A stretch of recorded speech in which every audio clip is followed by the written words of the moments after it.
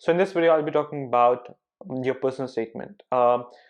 Just a disclaimer, I don't really have anything to sell to you guys over here. I'm just telling you from my experience of going through this entire university admissions thing last year, what I learned from that experience. I'm just sharing the tips and tricks that I figured out during this time and the insight after applying to all these universities. Now, I haven't worked in university admissions anytime before this, so my word is not the gospel. Don't believe it 100%. Do your own research, and maybe my tips are not relevant to you somehow. Just figure out it on your own. But this is my part, just giving back and just sharing my insight with you guys. I'll be talking about what I wrote in my personal statement and what tips I have for you guys who will be writing a personal statements very soon. First of all, you have to figure out your program that you'll be applying for. Now, the thing is that most universities don't have all the programs that you'll be interested in, so you'll have to make a decision. Now, personally, when it came to me, I chose to apply for economics to the universities, but one of my choices, Oxford University, did not have economics course. It had economics and management course.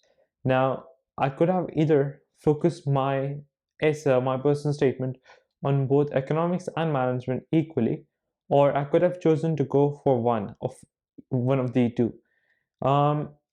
So when it comes to your choice, if you have a dual degree like math and economics, economics and history, or something like that, make sure that you are dedicating equal time and equal length to both the subjects in your degree, because they will be carrying equal importance. Now, a mistake that I made back in that time, which I don't really think was a mistake, looking back at it, was that I didn't write about management as much as I talked about economics. But it was a conscious decision that I made, because the four universities that I was applying to, that was UCL, LSE, Bristol, and Warwick, I was applying for pure economics, BSc economics, to all these universities. So I didn't want to hamper them down just to make sure that my Oxford application was more successful. What would have been a smarter option for me would have been to apply to Cambridge, where they have a BSc economics degree, and that way my personal statement would have been a better presentation of my interest in that program. But I didn't really do that at the time because of other reasons. But that's something to keep in mind. So number one, make sure that you're talking about all the things in your degree in your personal statement. Any subject that the degree says is important, you have to mention it. Moreover, make sure that you go to your degrees course program page and figure out which courses you are supposed to take, compulsory courses, during your degree. So LSE is quite a math heavy degree, and during my personal statement, I wrote about my qualifications in mathematics that make me eligible to study at LSE, right? Because I had won international category competitions and school Olympiads and all that stuff. Because I didn't really have further maths, so I had to qualify myself for that degree somehow, and that's how I did it. Now, you could be in a similar situation where you have to write about your mathematical skills while not having further maths, or it could be a bit different where you are supposed to write about philosophy where you've never studied philosophy before. So you need to draw upon your experiences to figure out that, to just show the university that you are good at this thing, and then that's how you get through it. Moving on to another thing, the thing is called personal statement. Right now, a statement is pretty easy to understand, but the thing most people don't get is that it's supposed to be personal.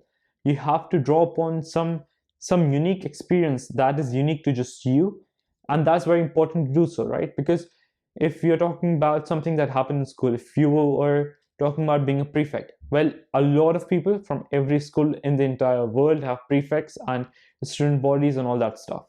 That's not unique to you.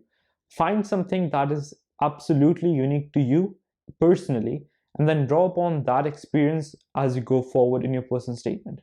For me, it was something very personal that happened in my family, and that are connected with economic principles. Now, it could be the same for you, where you talk about something that happened in family life, and then you connect that to your degree, whatever your degree is. or it could be different, or it could be a sport that you participated in, or it could be an extracurricular, something quite unique that you did and something you learned from it, and then how you related that to your degree. Now, you just cannot write about your experience and hope that that'll be enough. No, that won't be enough. What you have to do is somehow make sure that every single experience that you jot down in your personal statement is connected to your degree somehow or another. Now, it's easier said than done, I get that, but it's very important to make sure that that you are very explicit about how everything helps you in your degree, because your grades cannot alone get you the offer. You have to have something else, and for especially for universities that do not have interviews like LSE, UCL, etc., for these universities, you have to make sure that your personal statement is top notch. That's all for today, folks. I'll see you guys next Monday. And if you want me to make a video about something very specific, just let me know and I'll do that. Until then, goodbye.